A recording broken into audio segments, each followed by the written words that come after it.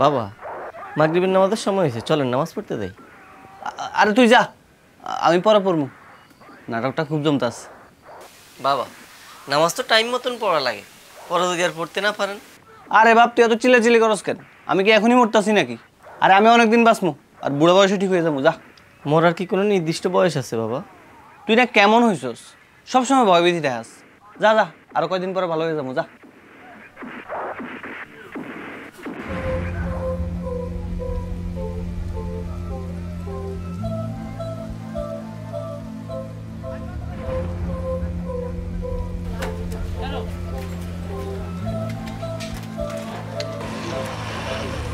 বাবা, তুমি সিগারেট খাইতেছো?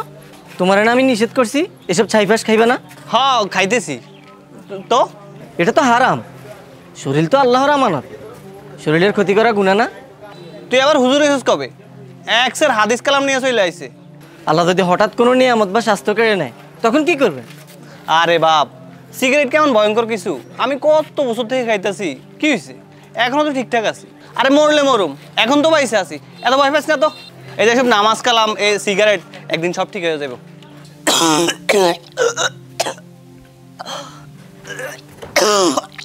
বাবা, কি হয়েছে আপনার?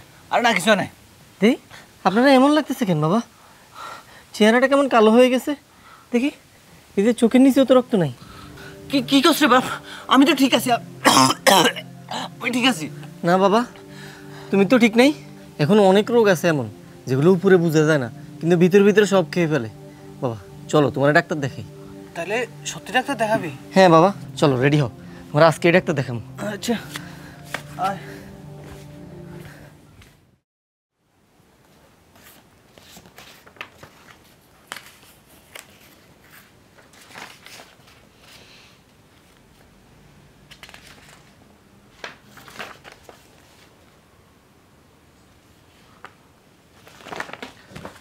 উনি তো আপনার বাবাই হয়, তাই না?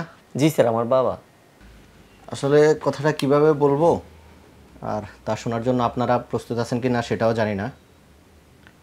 চাচা, আপনি একটু বাইরে যান। না না স্যার, সমস্যা না, আমি থাকি। অসুখ কি বড় সড়ো কিছু? ভাই, রিপোর্টে যেটা আসছে আপনার বাবার ক্যান্সার। ওনার ভিতরের অবস্থা খুবই খারাপ, জোরে গেলে হয়তো আর 2-3 মাস। তারপর কি ক্যান্সার? না না না, আমার তো কিছু হয় না, আমি তো ভালো আছি। আমি তো সকালে হাঁটি, খাই, সুস্থ মানুষ। আমার এটা কেমন হলো? বাইরে থেকে হয়তো তেমন কিছুই বোঝা যায় না, কিন্তু ভিতরের ক্ষয় শুরু হয়ে গেছে অনেক আগেই। আমরা চেষ্টা করতেছি, তবে সময় খুবই কম।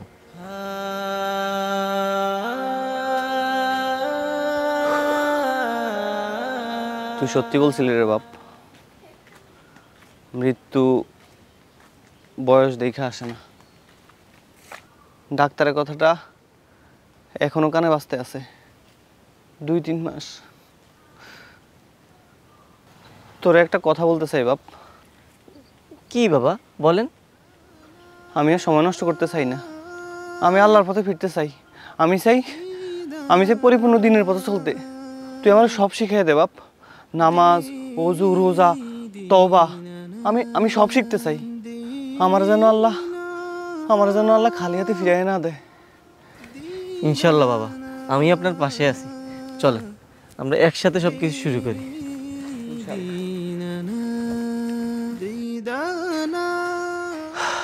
তুই জানোস রে বাপ, ওই দিনের পর থেকে আমার আর ঘুম হয় নাই। চোখটা লাইগা আসলেই মনে হয় এই বুঝে আজরাইল এসে পড়লো। আজ যদি ঘুম থেকে না উঠি। বাবা, আপনি আগের থেকে অনেক বদলে হয়ে গেছেন। আপনার ঈমান, আমল, চেহারা সব কিছু আগের থেকে পরিবর্তন হয়ে গেছে। ডাক্তার সাহেব, আমার বাবার নামাজ কালাম কিছুর ধার ধারে না। উনি সবসময় বলে এখনো মরার সময় হয় নাই, মরার আগে ঠিক হয়ে যাবে। সিগারেট খায়, গালাগালি করে, দিনভর টিভির সামনে বসে থাকে, দিনের ব্যাপারে পুরাই উদাসীন।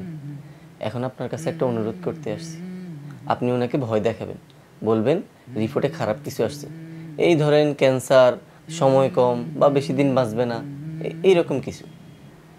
আপনি কি আসলেই চান আমি এত বড় একটা মিথ্যা কথা ওনাকে বলি? ডাক্তার সাহেব, আমি জানি এটা কঠিন, কিন্তু আমার কাছে আর কোনো পথ খোলা নাই। আল্লাহর দিকে ফেরাতে এটাই একমাত্র উপায়। ভয় পাওয়ার পর হয়তোবা বদলাবে। আচ্ছা ঠিক আছে, আপনার যেহেতু উদ্দেশ্য সৎ, সেহেতু আপনার বাবাকে দিনের পথে ফেরাতে আমি সাহায্য করব। ধন্যবাদ ডাক্তার সাহেব, আল্লাহ আপনার ভালো করুক। আপনি আমার অনেক বড় উপকার করলেন। যাই, আমি ওনাকে নিয়ে আসি। রিপোর্টে যেটা আসছে আপনার বাবার ক্যান্সার। কি ক্যান্সার? না না না, আমার তো কিছু হয় না, আমি তো ভালো আছি। তুই সত্যি বলছিলি রে বাপ,